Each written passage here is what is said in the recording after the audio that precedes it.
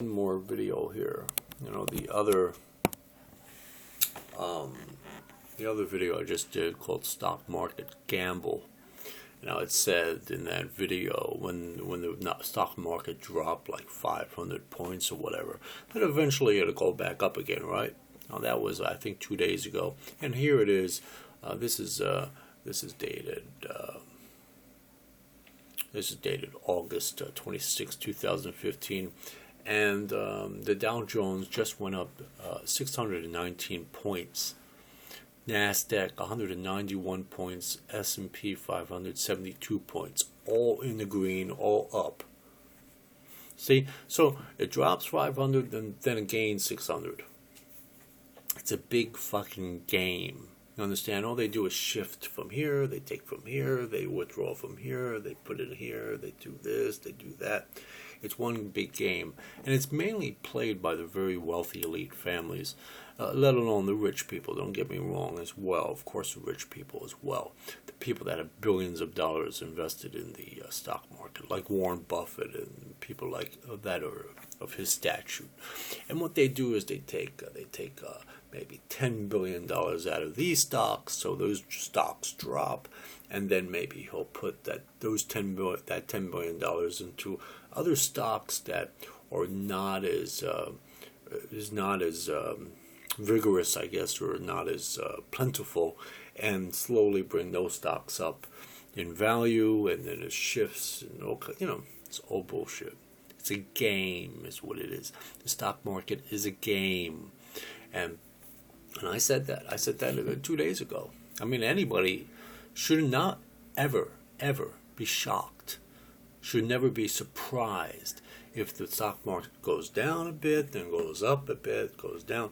Now, on the other hand, of course, it's 16,000 points on the Dow Jones. Now, if the stock market plummeted, say, 15,000 points, then you might think, yeah, it'd be a serious fucking problem. But if the Dow Jones loses a couple thousand points here, a couple thousand points there, it'll go down, it'll go up. And why I say, if let's say 15,000 or 90% of the Dow Jones drops in one day, what happens is what that does, it fucks up a lot of companies because of their investments and their shares, and it's hard for them. They'll start to lay off people, get rid of everybody, be laid off, and then that'll screw up the economy, and you have extremely high unemployment rates. And there'd be like in the 1930s when they had the Great Depression. And I'm not saying that wasn't really a controlled effort, which it was a managed conflict, by the way, when that plummeted. If anyone ever read the book The Creature of Jekyll Island, that was all planned for what happened in 1929. Okay, but nevertheless, the point is and so therefore, if it did drop 90%, of the value of the marketplace dropped 90%, there's more of a social and political reason for that, or a new policy that's going to come into place, like they did with the FDR and made the 1933 Gold Reserve Act, when it became illegal to have gold, and all the gold left the country, and therefore our money, or the U.S. dollar, was no longer backed by gold, and so there was a whole political, social aspect to it. And so if it dropped 15,000 points, then there's more. It's not so much economics; it's more social and political. It's more of a political, social thing that is going on, but still the wealthy elite families will continue on. That's the thing.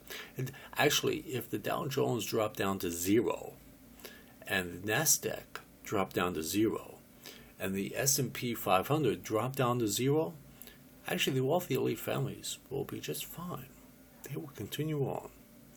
Because actually it would be really good for them, actually, because they could buy shit up extremely cheap. I mean, they take over entire corporations, entire communities. Not that they don't have it anyway, or they could.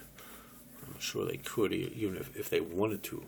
But most of their money is invested in land and natural mineral rights, invested in the U.S. armed forces to go into other countries and deplete them of their natural resources, and then to lend countries loans and with high interest rates.